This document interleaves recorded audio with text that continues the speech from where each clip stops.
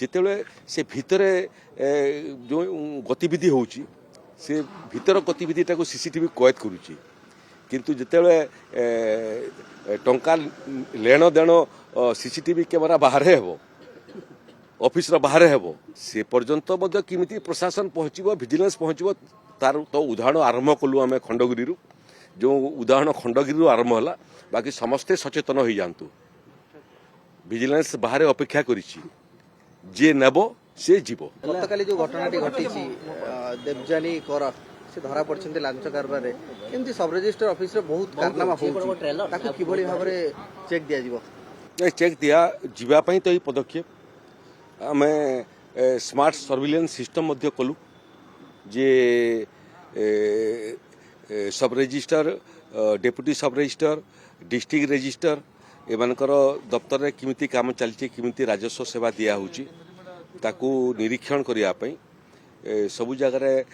6टी लेखाएं CCTV लगागला एवं IGR office रे अधिकारी माने निरंतर निरीक्षण करुचंती एवं ता सत्य मध्य गोटे बड़ घटना घटी जो जड़े खंडगिरी सब रजिस्टर ऑफिस किराणी 20,000 टंका लांच देकरी धरा पड़ी घर मध्य रेड हो 15 लाख टंका बाहरी सेल्फ पान को 15 लाख टंका बाहरी एवं प्राथमिक अवस्था से स्पष्टीकरण देते जे registration charges court fee charges जोटा केस आकार डिपोजिट होता है से पैसा बोलिक प्रकृत में से पैसा ना यहाँ भी लांचर पैसा से बाबद विजिलेंस डिपार्टमेंट मध्य तदंत करुच्ची एवं राजस्व विभागर आईजीआर को मध्य मु निर्देश देछि तांकर अधिकारी माने मध्य विजिलेंस संगे बसिकरी ये तदंत सहायता करुचंती एवं ये दिग मध्य तदंत चली जे जो निर्दिष्ट किराणी धरा पड़े लांच नौ नौ प्रकृत में से लांचटा निजे नौथिले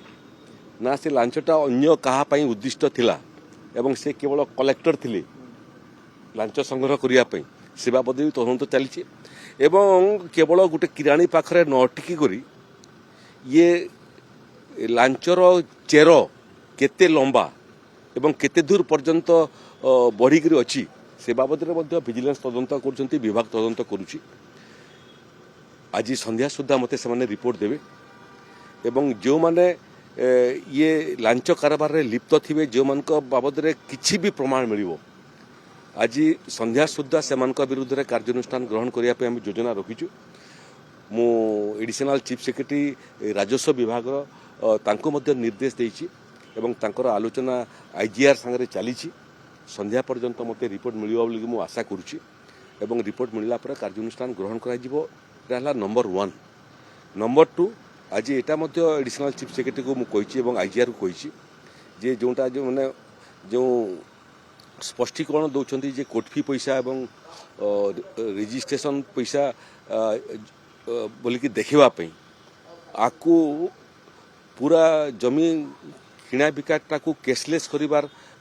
बाबद अध्ययन करने कहुई जदि कैशलेस कले लोक हैरान न हेबे ताले आगामी दिन में संपूर्ण जमी किणा बिका मामला को आम कैशलेस करने चेष्टा करूँ कैशलेस कले आ टंका बाहर नहीं और टंका बाहर एटा रजिस्ट्रेशन चार्जेस बोली कहवाई मौका मिल ना तेणु बाबद संध्या पर्यंत अपेक्षा करूँ तार सांगे सांगे मुझे कहवाई चाहूँगी पार्ट प्लॉट बिक्री नहीं मु रिपोर्ट तलब करी केवल खंडगिरी नुह मु आगु तलब करी खंडगिरी आपणकर पिपिली जटणी ये भाया 6टा सब रजिस्टर ऑफिस एवं डीएसआर ऑफिस केते पार्ट प्लॉट पे एप्लिकेशन होता केते पार्ट प्लॉट एप्लिकेशन टाको खारज करा होता एवं समान पृष्ठभूमि रे थिवा समान केस रो पृष्ठभूमि थिवा केतेटा केस रे पार्ट प्लॉट एलाउ होता तार मध्य रिपोर्ट तदंत